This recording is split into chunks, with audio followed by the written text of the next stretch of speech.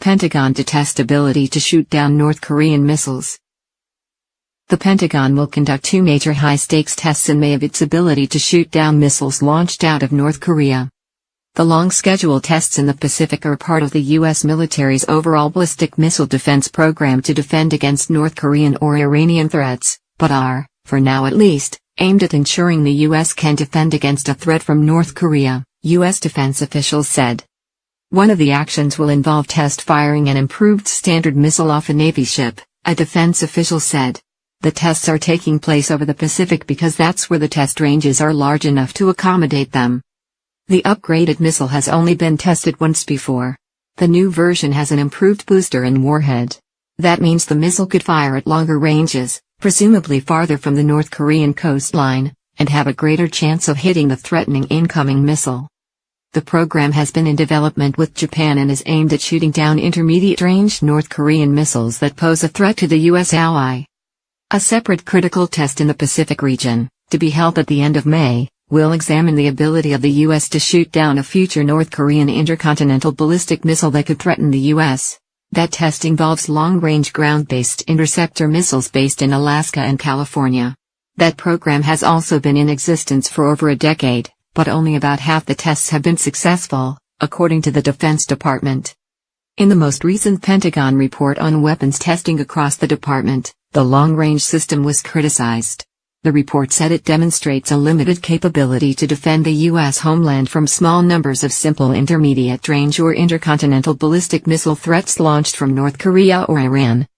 The report went on to say that the Pentagon continued to discover new failures during testing. In the upcoming test, a missile will be launched from the Vandenberg Air Force Base in California and attempt to intercept a simulated missile over the Pacific Ocean. As part of a broader National Security Council review of options for dealing with North Korea, the Pentagon has been considering its military options for more than a month in case the White House were to decide to take such action, a defense official said. The NSC effort is also looking at diplomatic and economic options. The official pointed out the recent engagement with the Chinese, and the stronger language calling for more Chinese pressure on North Korea, is the most immediate impact of that review. The review of military options is essentially due diligence, the official said. Top military and civilian Pentagon officials are thinking through every course of action. That also involves updating any analysis on the latest thinking of how North Korea might militarily react if the U.S. were to take military steps. The official emphasized that all of the ongoing work doesn't change the administration and Pentagon's emphasis on the need for a peaceful diplomatic solution. The official was adamant that the U.S. is currently not anticipating preemptive military action against North Korea. Standard policy, which calls for shooting down of a North Korean missile after launch if the trajectory is deemed to threaten South Korea, Japan or the U.S., remains in place. The review also is aimed at ensuring necessary military assets are properly situated if there is a need for military action.